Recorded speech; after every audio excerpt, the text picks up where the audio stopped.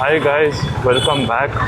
ನಾನು ಚೆನ್ನಾಗಿದ್ದೀನಿ, ನೀವು ಚೆನ್ನಾಗಿದ್ದೀರಾ ಅಂತ ಅಂದ್ಕೊಂತೀನಿ. ಇವತ್ತು ಗಾಡಿ ನಿಮಗೆ ಬೇರೆದು ಕಾಣ್ತಿರ್ಬೋದು. ಇದು ಆ್ಯಕ್ಚುಲಿ ಬಂದುಬಿಟ್ಟು ಡ್ಯೂಕ್ 390 BS4 2017 ಮಾಡೆಲ್. ಈ ಗಾಡಿ ನನ್ನ ಆ್ಯಕ್ಚುಲಿ ಜಾಸ್ತಿ ನೀವು ನನ್ನ ಇನ್ಸ್ಟಾ ಪ್ರೊಫೈಲು ಅದರಲ್ಲೆಲ್ಲ ನೋಡಿದ್ರೆ ಜಾಸ್ತಿ ಗಾಡಿ ನೋಡಿರ್ತೀರ. ಈ ಗಾಡಿನ ನಿಮಗೆ ಡೀಟೇಲಾಗಿ ಒಂದು ಸಲ ರಿವ್ಯೂ ಮಾಡ್ತೀನಿ ನಾನು. ಸೋಫಾರ್ ನನಗೆ ಏನು ಆ ಥರ ಪ್ರಾಬ್ಲಮ್ಸು ಆ ಥರದ್ದು ಏನು ಕಾಣ್ತಿಲ್ಲ. ಈ ಗಾಡಿಲಿ ನಾನು ಆ ಥರ ಪ್ರಾಬ್ಲಮ್ಸ್ ಕಾಣ್ತಿಲ್ಲ. ಇವಾಗ ಗಾಡಿ ಬಗ್ಗೆ ಸ್ವಲ್ಪ ಡೀಟೇಲ್ಸ್ ಕೊಡ್ಕೊಂಡು, ಗಾಡಿನ ನೀವು ಆಲ್ರೆಡಿ ನೋಡಿರ್ತೀರೋ ನೋಡಿಲ್ಲೋ ಗೊತ್ತಿಲ್ಲ, ಬಟ್ ಡೆಫಿನೆಟ್ಲಿ ನಾನು ಡೆಫಿನೆಟ್ಲಿ ಟ್ರೈ ಮಾಡ್ತೀನಿ. ಗಾಡಿ ಬಂದ್ಬಿಟ್ಟು I think around 13 to 14 litres capacity ಇರೋ ಟ್ಯಾಂಕ್ ಇದು ಈ ಗಾಡಿಗೆ ಬರೋದು. ಸೊ ಒಂದು ಅಪ್ರಾಕ್ಸಿಮೇಟ್ ನಿಮಗೆ ಫುಲ್ ಟ್ಯಾಂಕಿಗೆ ಒಂದು 1400 1500 to 1600 ಫುಲ್ ಎಂಟಿ ಇದ್ದರೆ ಹೋಗುತ್ತೆ. ಐ ಮೀನ್ ಅಷ್ಟು ಫುಲ್ ಟ್ಯಾಂಕ್ ಹಿಡಿಯುತ್ತೆ. ಮೈಲೇಜ್ ಆಗಿ ಒಂದು 20 ಎಕ್ಸ್ಪೆಕ್ಟ್ ಮಾಡ್ಬೋದು, ಬಟ್ ನೀವು ಓಡಿಸೋದ್ರ ಮೇಲೆ ಡಿಪೆಂಡ್ ಅಷ್ಟೇ. ನೀವು ಸ್ಲೋ ಆಗಿ ಓಡಿಸಿದ್ರೆ ಆ್ಯಕ್ಚುಲಿ 20ಕ್ಕಿಂತ ಚೆನ್ನಾಗೇ ಬರುತ್ತೆ. ಫಾಸ್ಟಾಗಿ ಏನಾದರೂ ಓಡಿಸಿದ್ರೆ 20 ಅಲ್ಲ 10 ಬಂದ್ರೂ ಆಶ್ಚರ್ಯ ಪಡೋಂಗಿಲ್ಲ ನೀವು. ಆ್ಯಕ್ಚುಲಿ ನನಗೆ ಎಕ್ಸ್ಪೀರಿಯೆನ್ಸ್ ಆಗಿದೆ.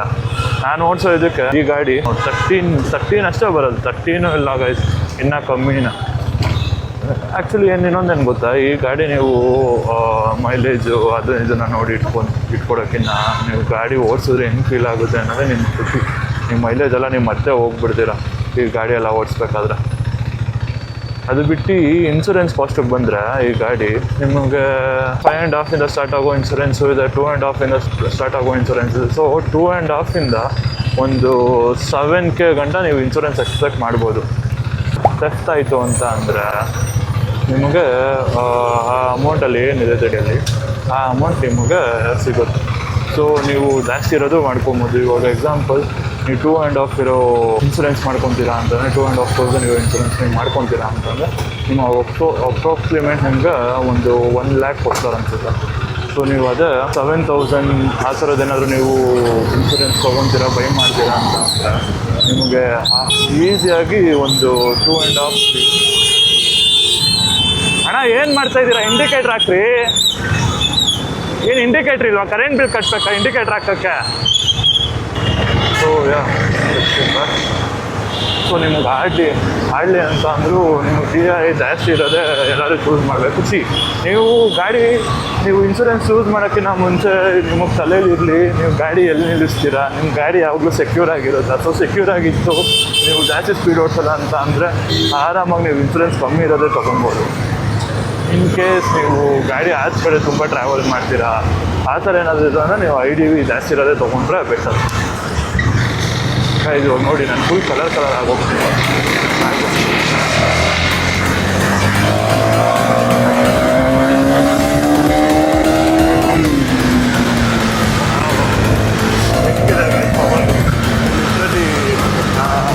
ಒಂದು 100 ಸ್ಪೀಡಲ್ಲಿ ಇದೆ.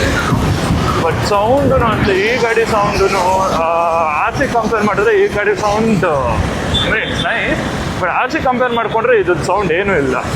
ಇದಕ್ಕೆ ಕಂಪೇರ್ ಮಾಡಿ ನೀವು ನೆಕ್ಸ್ಟು BS5 BS6 ಕಂಪೇರ್ ಮಾಡಿದ್ರೆ ಅದು ಇದ್ದಿದ್ದು ಏನೂ ಇಲ್ಲ, ತುಕ್ಕಾಲಿ ಮಾಡಿಬಿಟ್ಟಿದ್ದಾರೆ ಪಾಪ ಗಾಡಿನ. ಅದನ್ನು ಆಯಿತು. ಅದಾದಮೇಲೆ ನೆಕ್ಸ್ಟು ಬರೋದು ಬಂದ್ಬಿಟ್ಟು ನಿಮಗೆ ಮೇಂಟೆನೆನ್ಸು. ಮೇಂಟೆನೆನ್ಸ್ ನೀವು ಹೆಂಗೆ ಮಾಡ್ತೀರ ಅನ್ನೋದ್ರ ಮೇಲೆ ಡಿಪೆಂಡು. ಫಾರ್ ಎಕ್ಸಾಂಪಲ್ ಇವಾಗ ನೀವು ಒಂದು 5,000 6,000ಗೆ ಸರ್ವಿಸ್ ಮಾಡಿಸ್ಬೇಕು ಅಂತ ನೀವು ಅಂದ್ಕೊಳ್ತೀರಾ ಅಂತ ಅಂದ್ಕೊಳ್ಳಿ. ಈಗ 5,000 6,000 ಸೊ 5,000 6,000 ಕಿಲೋಮೀಟರ್ಸ್ಗೆ ನೀವು ಸರ್ವಿಸ್ ಮಾಡಿಸಿದ್ರೆ ಗಾಡಿನ ಅಪ್ರಾಕ್ಸಿಮೇಟ್ ನಿಮಗೆ ಒಂದು 7 to 8K ಬರೀ engine oil, air filter change, ಮತ್ತು ಆಯಿಲ್ ಫಿಲ್ಟರ್ ಚೇಂಜು, ಅದು ಇದು ಬ್ರೇಕ್ ಫ್ಲೂಯಿಡು ಅದು ಇದು ಅಂತೆಲ್ಲ ಹಾಕ್ತಾರೆ. ಸೊ ಅದು ನಿಮಗೆ 7K ಅಪ್ರಾಕ್ಸಿಮೇಟ್, ಅದಕ್ಕಿಂತ ಕಮ್ಮಿ ಬರುತ್ತೆ, but 7K minimum. Okay, maximum ಅಂತ ಅಂದರೆ ನೀವು ಬ್ರೇಕ್ ಪ್ಯಾಡು, ಮುಂದೆ ಇರೋ ಬ್ರೇಕ್ ಪ್ಯಾಡ್ ಹಿಂದೆ ಇರೋ ಬ್ರೇಕ್ ಪ್ಯಾಡ್ ಚೇಂಜ್ ಮಾಡ್ತೀರ ಅಂತಂದ್ರೆ ಈ ಗಾಡಿಗೆ ನಿಮಗೆ 7K ಪ್ಲಸ್ ಒಂದು 3K ಜಾಸ್ತಿ ಬರ್ಬೋದು. ಸೊ ಆಲ್ಮೋಸ್ಟ್ ಒಂದು 10K 10.5 ಬರುತ್ತೆ. ಆ್ಯಕ್ಚುಲಿ ಇನ್ನೊಂದೇನು ಗೊತ್ತಾ, ನೀವು ಈ ಗಾಡೀಲಿ ಶೋರೂಮಲ್ಲಿ ಸರ್ವಿಸಿಗೆ ಬಿಟ್ಟಾಗ ನೀವು ಮೇಯ್ನ್ಲಿ ನೀವೇನು ಚೆಕ್ ಮಾಡಬೇಕು ಅಂತ ಅಂದರೆ ನಿಮ್ಮ ಗಾಡಿದು ಏರ್ ಫಿಲ್ಟರ್ ಅವ್ರು ಚೇಂಜ್ ಮಾಡ್ತಿದ್ದಾರಾ ಅಂತ. ನಾನು ಆನೆಸ್ಟ್ ರಿವ್ಯೂ ಹೇಳ್ತೀನಿ. ನಾನು KTM ಅಲ್ಲಿ ನನಗೆ ಎಕ್ಸ್ಪೀರಿಯೆನ್ಸ್ ಆಗಿರೋದು, ಓನರ್ಶಿಪ್ ತೊಗೊಂಡ್ರೆ KTM ಅಲ್ಲಿ ನನಗೆ ಎಕ್ಸ್ಪೀರಿಯೆನ್ಸ್ ಆಗಿರೋದು, ಆಯಿಲ್ ಫಿಲ್ಟರು ಒಂದು ಅವ್ರ ಕೈಯೇ ಹಾಕಲ್ಲ ಆಯಿತಾ. ಬಟ್ ಅದು ಬಿಲ್ಲಲ್ಲಿ ನಿಮ್ಗೆ ಮೆನ್ಷನ್ ಮಾಡಿರ್ತಾರೆ that air filter has been change ಅಂತ. ಸೊ ನೀವು ಈ ಟೈಮ್ ಸರ್ವಿಸ್ ಮಾಡಿದಾಗ ಮೇಕ್ ಶೋರ್ ನೀವು ಆಯಿಲ್ ಫಿಲ್ಟರು ಏರ್ ಫಿಲ್ಟರ್ನ ನೋಡಿ. ಆಯಿಲ್ ಫಿಲ್ಟರ್ ರೆಗ್ಯುಲರಾಗಿ ಚೇಂಜ್ ಮಾಡಲೇಬೇಕು. ಆಯಿಲ್ ಫಿಲ್ಟರ್ ಚೇಂಜ್ ಮಾಡಿಲ್ಲ ಅಂತಂದರೆ ಗಾಡಿ ಪ್ರಾಬ್ಲಮ್ ಆಗೇ ಆಗುತ್ತೆ. ಸೊ ಅದು ಅವ್ರಿಗೂ ಗೊತ್ತಿರುತ್ತೆ, ಆಯಿಲ್ ಫಿಲ್ಟರು ಚೇಂಜ್ ಮಾಡ್ತಾರೆ. ನನಗೆ ಅದೇನು ಎಕ್ಸ್ಪೀರಿಯೆನ್ಸ್ ಆಗಿಲ್ಲ. ಬಟ್ ನೀವು ಏರ್ ಫಿಲ್ಟರ್ ನೀವು ನಿಜ ಚೆಕ್ ಮಾಡ್ಕೊಳ್ಳೇಬೇಕು. ನೀವು ಮೇಂಟೆನೆನ್ಸ್ ಬಂದ್ಬಿಟ್ಟು 10,000 ಮಿನಿಮಮ್ ಪ್ರೈಸ್, 10ರಿಂದ 10,500. ಅದು ಬಿಟ್ಟರೆ ನಿಮಗೇನಾದ್ರು ಆಕ್ಸೆಸರೀಸ್ ನೀವು ಹಾಕ್ಸ್ಬೇಕು ಅಂತ ಅಂದ್ಕೊಂಡ್ರೆ, ಸ್ಕ್ರ್ಯಾಚ್ ಕಾರ್ಡು ಅದು ಹಾಕಿಸ್ಬೇಕು ಅಂತಂದ್ರೆ ಅದೊಂದು ನೀವೇ ಆಡಲಿ ಲೆಕ್ಕ ಹಾಕಿ ಒಂದು 2,500 3,000 ರೂಪಾಯಿ ಸ್ಟಾರ್ಟಿಂಗು. 1,000 ರೂಪಾಯಿದು ಸಿಗುತ್ತೆ, ಬಟ್ ಚೆನ್ನಾಗಿ ಕಾಣಿಸಲ್ಲ. ಬಟ್ ನಿಮಗೆ ಚೆನ್ನಾಗಿರೋದು ಬಂದುಬಿಟ್ಟು ನಿಮಗೆ ಆರಾಮಾಗಿ ಒಂದು 2,500 ಸ್ಟಾರ್ಟು ಇದ್ರೆ ಏನೂ ಆಗಬಾರ್ದು ಅನ್ನೋದು. ಸೊ ಅದನ್ನು ನೀವು ಹಾಕಿಸ್ಬೋದು. ಇದಕ್ಕೆ ಆ್ಯಕ್ಚುಲಿ ಸ್ಕ್ರ್ಯಾಚ್ ಕಾರ್ಡ್ ಬರುತ್ತೆ. ಯಾಕೆ ಈ ಗಾಡಿ ಇದು ನೇಕೆಡ್ ಗಾಡಿ ಅಲ್ವಾ, ಸ್ಕ್ರ್ಯಾಚ್ ಕಾರ್ಡ್ ಆರಾಮಾಗಿ ಬರುತ್ತೆ. ಸ್ಟಾಕಿಂದನೇ ಸ್ಕ್ರ್ಯಾಚ್ ಕಾರ್ಡ್ ಬಂದುಬಿಡುತ್ತೆ. ಸ್ಕ್ರ್ಯಾಚ್ ಕಾರ್ಡ್ ಏನಕ್ಕೆ ರೆಕಮೆಂಡ್ ಮಾಡಿದ್ರು, ಸ್ಕ್ರ್ಯಾಚ್ ಕಾರ್ಡ್ ಏನಕ್ಕೆ ಹಾಕೋದು ಅಂತ ಅಂದ್ಕೊಂಡ್ರೆ, ಇನ್ ಕೇಸ್ ನೀವು ಗಾಡಿ ಬಿದ್ದಾಗ, ಗಾಡಿ ಬೀಳ್ತಿದೆ ಅಂದಾಗ ಸ್ಕ್ರ್ಯಾಚ್ ಕಾರ್ಡ್ ಪ್ರೊಟೆಕ್ಟ್ ಮಾಡುತ್ತೆ ಅಂತ. ಸೊ ಇದಕ್ಕೆ ಸ್ಕ್ರ್ಯಾಚ್ ಕಾರ್ಡ್ ಆಲ್ರೆಡಿ ಇದೆ. ಆ್ಯಂಡ್ ಮೋರ್ ಓವರ್ ನೀವು ನೋಡಿದ್ರೆ ಹ್ಯಾಂಡಲ್ ತುಂಬ ದೊಡ್ಡದಿದೆ ಗಾಡಿದು. ಸೊ ನೀವು ಬಿದ್ದಾಗ ಇದು ಇಂಜಿನ್ಗೆ ಏಟ್ ಆಗೋ ಚಾನ್ಸಸ್ ಹೆವಿ ಕಡಿಮೆ. ಹೆವಿ ಅಂದರೆ ಹೆವಿ ಕಡಿಮೆ. ಇನ್ ಕೇಸ್ ಏನಾದರೂ ಸ್ಟೋನ್ ಇತ್ತು ಆವಾಗ ಬೀಳ್ಬೋದಷ್ಟೇ, ಇಲ್ಲಾಂದರೆ ಹೆವಿ ಕಡಿಮೆ, ಇಂಜಿನ್ಗೆ ಬೀಳಲ್ಲ ವೆಯ್ಟು. ಸೊ ಸ್ಕ್ರ್ಯಾಚ್ ಗಾಡಿಗೆ ಆ್ಯಕ್ಚುಲಿ ನನಗನ್ಸೋದು ವೇಸ್ಟ್. ಈ ಗಾಡಿಗೆ ಏನು ಸ್ಕ್ರ್ಯಾಚ್ ಕಾರ್ಡೇ ಬೇಕಾಗಲ್ಲ. ಆಕ್ಸೆಸರೀಸ್ ಅಷ್ಟೇ. ಆಕ್ಸೆಸರೀಸ್ ಬೇರೆ ಇನ್ನೂ ಏನೇನೋ ಬರುತ್ತೆ ಆಕ್ಸೆಸರೀಸು. ಲೈಕ್ ಫ್ಯೂಯಲ್ ಎಕ್ಸ್ ಬರುತ್ತೆ, ಏರ್ ಫಿಲ್ಟರ್ ಬರುತ್ತೆ, ಮೊಬೈಲ್ ಹೋಲ್ಡರು, ಕ್ಯಾಮ್ರಾ ಸೆಟಪ್ಪು, ಅದೆಲ್ಲ ನೀವು ಅಪ್ಗ್ರೇಡ್ ಮಾಡ್ಕೊಂಡು ಹೋಗ್ತಾ ಇದ್ದರೆ ನಿಮಗೆ ಕಾಸ್ಟ್ ನೀವು ಆರಾಮಾಗಿ ಫಿಗರ್ ಔಟ್ ಮಾಡ್ಬೋದು.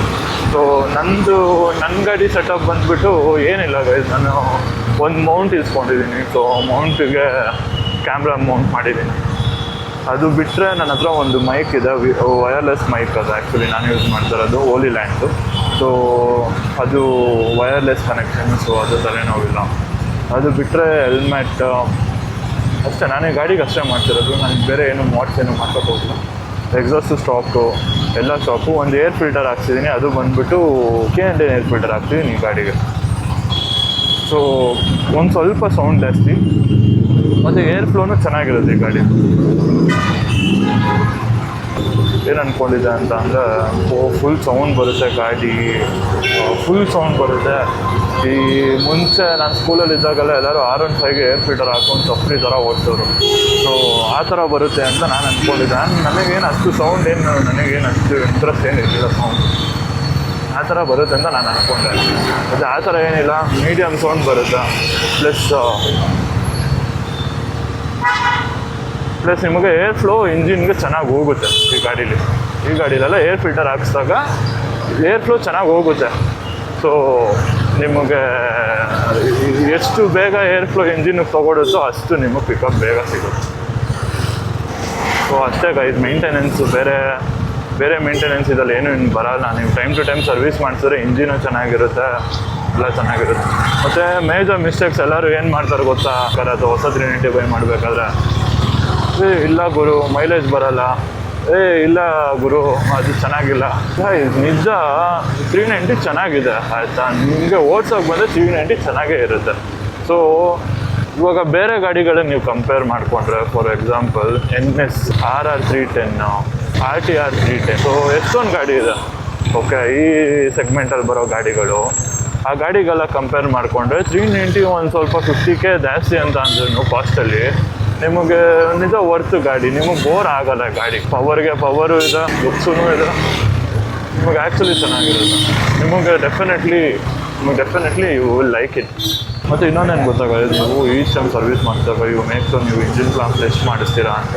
ಸೊ ಒಳಗಡೆ ರಸ್ಟ್ ಹಿಡಿಯೋಲ್ಲ ಗಾಡಿ ಒಳಗಡೆ ಫ್ಯೂಯಲ್ ಟ್ಯಾಂಕ್ ಒಳಗಡೆ ರಸ್ಟ್ ಹಿಡಿಯೋಲ್ಲ. ಸೊ ರಸ್ಟ್ ಹಿಡಿಯಬಾರ್ದು ಆ್ಯಕ್ಚುಲಿ, ರಸ್ಟ್ ಹಿಡಿಯೋಲ್ಲ. ನೀವು ಫ್ಯೂಯಲ್ ಫ್ಲಾಶರ್ ಅಂತ. ಸೊ ನೀವೇನಿಲ್ಲ 1 ಲೀಟರ್ ಫ್ಯೂಯಲ್ಗೆ ಅದು ಫುಲ್ ಒಂದು ಕ್ಯಾನ್ ಹಾಕಿದ್ರೆ ನೀವು ಒಂದು ಸ್ವಲ್ಪ ಹೊತ್ತು ಇಂಜಿನ್ ರನ್ನಿಂಗ್ ಕಲ್ತಿದ್ರೆ ಇಂಜಿನ್ ಆರಾಮಾಗಿ ಏನೋ ಒಂದು ಸ್ವಲ್ಪ ನಾವು ಹೆಂಗೆ ಬಾಡಿಗೆ ಡೀಟಾಕ್ಸ್ ಮಾಡ್ತಿರೋ ಅದೇ ಥರ ಇಂಜಿನ್ಗೆಲ್ಲ ಒಂದು ಸ್ವಲ್ಪ ಇದಾಗಿ ಇಂಜಿನ್ ಸ್ವಲ್ಪ ಚೆನ್ನಾಗಿ ಬಾಳಿಕೆ ಬರುತ್ತೆ.